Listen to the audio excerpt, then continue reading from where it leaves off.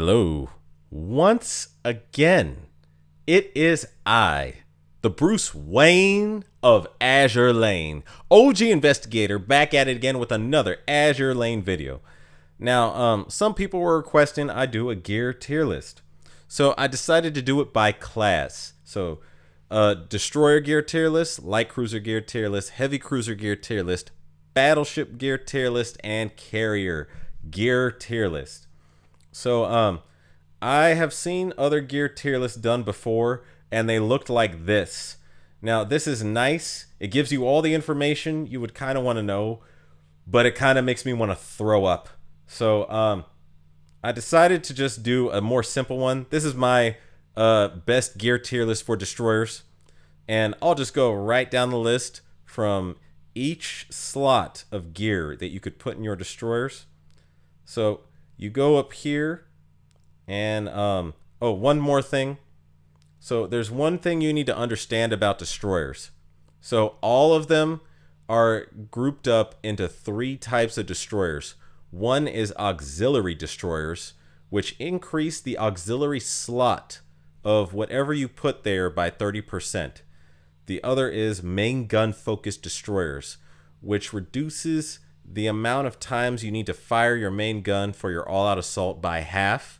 And the last is torpedo focused destroyers, which reduces the spread of your torpedoes. So you need to find out which of these destroyers you are using, and that may heavily influence whatever type of gear you put on a destroyer.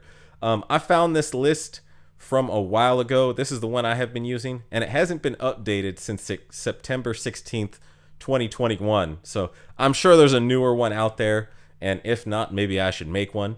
But yeah, this list right here, someone tried to cover them earlier when this first change happened in the game. So anyway, back to my tier list. So I'll just go right down the best guns for the type.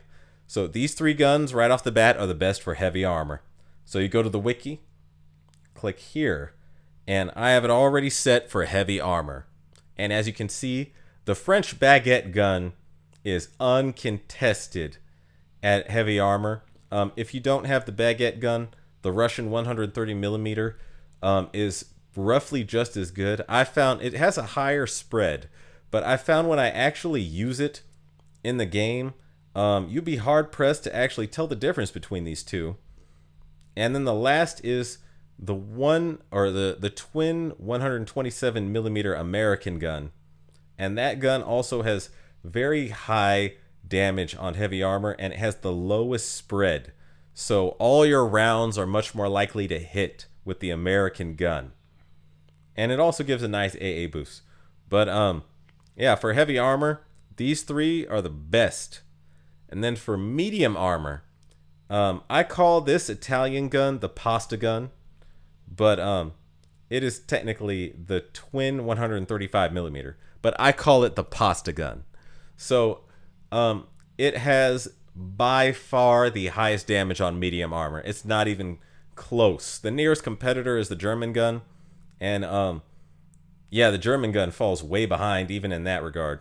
So for medium armor, use the pasta gun. And then the German gun is actually the second best for medium armor. And although it does a little more damage to heavy armor, if you have, it's not really enough to warrant using it if you do have the pasta gun. So these two are the best for medium armor, but if you have the Italian gun, use this. Go pasta. And then for light armor, the Russian gun is definitely the best. So here, I'll just set it for light armor, and here you go. At the top, the Russian gun beats out all the competition by a huge margin. The Chinese gun is pretty much just a poorer performing version of the Russian gun, but it does give you 10 plus anti-air. So if you want to use, if you're worried about anti-air more on whatever map you're going into, I would recommend the Chinese gun. But the Russian gun does the most surface damage. And then the British gun is also very effective at light armor and medium armor, but it also has a very high fire rate. So if you have a ship that depends on skills that revolve around how fast your main gun fires, use the British gun. But also keep in mind, the baguette gun even outdoes the British gun at light armor. So keep that in mind. In terms of overall effective damage, the baguette gun is very high ranking on the list. And then these two guns are the best for proccing skills. And this is the Japanese gun. And the Japanese gun has like one of the fastest reloads of any gun. I'm just gonna pull this up here. So this gun right here, the single 76 millimeter, it has the fastest gun by far of all reloads. So if you have a ship like I would say Kazagumo, who has very low firepower, very weak gun efficiency, but if she fires her main gun fast, she fires more torpedoes because her all-out assault actually has torpedoes in it. I would recommend the 76 millimeter gun for that specific case. But the Japanese gun also has, as you can see here, a very high fire rate. So if you want a fast-firing gun, the Japanese gun is an optimal choice. And then moving on to the best torpedoes. So I have tested both of these torpedoes, the Rainbow Quintuple and the Gold Quad. And in most cases, if you use the Rainbow Quintuple for auto, you are actually not really likely to get that fifth torpedo hit. It does perform better in PvP most of the time, but the quad is much more likely to actually get all torpedo hits, and on top of that, it fires faster. So I have gotten much better performance out of the quad in most cases. Now, if you're doing manual, this torpedo right here is the best by far. So this torpedo right here does the most damage, but it's a little bit behind the Shimakaze torpedo, but it fires all the torpedoes in a straight line.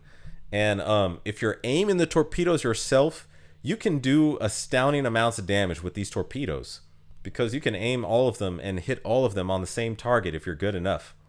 And then the Shimakaze torpedo comes next. That does the most damage total in general. It's just you're not likely to get all of them to hit. But it does do very good damage, and it provides a huge torp stat. That is a big torp stat right there, 70. So that's a very good torpedo to use for manual. The other 610 millimeter quad is just sort of a poor performing version of the Shimakaze torpedo, but it's still very good, and this is easily accessible in the gear lab is the thing. So unless you do the event where Shimakaze is present, and they will likely do a rerun, this gun or this torpedo is not accessible. But this torpedo is the next best thing for spread torpedoes. And then the American spread torpedoes, the real difference between them and the Japanese torpedoes is that they fire faster, but they do less damage. So keep that in mind for whatever choice of destroyer you are looking to use. Now for the best AA gun. Typically, destroyers have very weak anti-air. And that is why you would generally want the Rainbow anti-air gun, because it'll boost their survivability against air attacks, because your anti-air stat affects how much damage aircraft do to your destroyer. So the Rainbow gun will boost their survivability, but it also acts as an accelerator gun. So the faster your gun fires on each individual ship, the faster the Vanguard's gun all fires together as a whole. So you will actually do more damage with this gun acting as an accelerator gun if you put higher damage guns on your other destroyer or on your other two Vanguard ships. But it already has the highest DPS by far. This really is the best anti-air gun. However, if you do not have this gun, or this gun is inaccessible to you, this gun right here, the I believe it's called the triple 25 millimeter, is much more easily accessible, and it fires even faster. So it will boost the anti-air of your fleet of your Vanguard by a considerable margin. Now you go down here, and if you want to increase the damage of your destroyer, this gun right here is the best option for that, mainly because it boosts your firepower by 15. So I scroll down to here and I'll find it. There we go. So it does considerably less DPS to anti-air or to aircraft, but it gives you a plus 15 increase in firepower. So that will increase the damage of your destroyer. I mean, could you technically put the Stag, this gun right here that boosts your accuracy by 10%? You could, but destroyers typically have higher accuracy anyway. So you would get more of a boost damage out of this than you would out of an accuracy boost. Now you scroll on down to here and you go to auxiliary gear. Destroyers need health first and foremost. It is their most valuable, or I would say most needed quality. So repair toolkit should be top priority in like 90% of cases. And then your second auxiliary slot should be fitted specific to whatever mission you are doing. So I put the advanced boiler here because if your Vanguard is slow and you have an auxiliary focus destroyer, you could put the advanced boiler there and the auxiliary focus will increase the speed stat by 2, which is invaluable. So you can, and it gives health to your destroyers. But all these intel reports right here, these are very good for destroyers specific to the mission. So you go right here, the after action report is very good. It gives a 6% increase to damage to Sakura Empire ships, which is ideal for campaign, because main campaign is only Sakura Empire ships you're fighting. And then it gives a huge amount of health. The intel report from Arctic Stronghold gives a nice firepower boost and some health, but it also gives a 6% damage debuff that sirens do to you. So you basically get this nice 6% damage resistance to sirens. And since it's clearly a firepower stat, that's better for gun-focused destroyers. But if you have a torpedo-focused destroyer, the Intel Report Expedition Log, which boosts the torpedo stat, is clearly the better choice. And it also reduces damage sirens do to your destroyer by 6%. Now, if you go to the augments, you clearly have two choices here. The hammer, which is focused on boosting torpedoes. So this is for a torpedo-focused destroyer. And then you have the dual swords, which boosts firepower, and that is definitely for a gun-focused destroyer. Now, for almost all destroyers, if you want to increase their torpedo damage by a huge amount, use the pure oxygen torpedo. Since this does not boost your survivability in any way, your survivability of your destroyer will go down. So I would not recommend using this on a destroyer that is weak. You will, that destroyer will probably suffer in whatever content you're using it in. So, but this is best for boosting damage of most torpedo-focused destroyers. And then here's another thing is if you did the Holo Live event, which was, I actually joined the game when the Holo Live event was going. I seriously think this was the best gear for destroyer that is so far so far in the game, and that is the Gamer's Mark. So it gives 640 health to your destroyer, which is ridiculous. But when you equip it, any ship equipping this gear will be treated as part of the Holo Live faction. So if you get the other gear that this comes with, the team emblem, it gives an accuracy boost and evasion boost. But the most important part is this.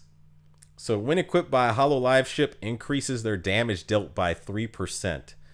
So for destroyers, there's very few things that actually increase their damage. And this is, to me, ideal for a gun-focused destroyer. So if you're a vet and you're getting back into the game, this is the best for a gun-focused destroyer. But for torpedo-focused destroyer, use the pure oxygen torpedo if you want to increase damage. So anyway, and also for submarines, obviously you would want the Hedgehog which is the best anti-submarine gear in the game. But the second slot on your destroyer, whatever mission you are focused on, use specific gear to that mission. But anyway, as you can see, this is my best gear for destroyers list. And I will be posting this in the community tab sometime after this video. So it'll be available to you all for your free use. And that is all I have for you today. Farewell and following seas, my fellow Shikikans. And if you like my content, please like and subscribe. Take it easy.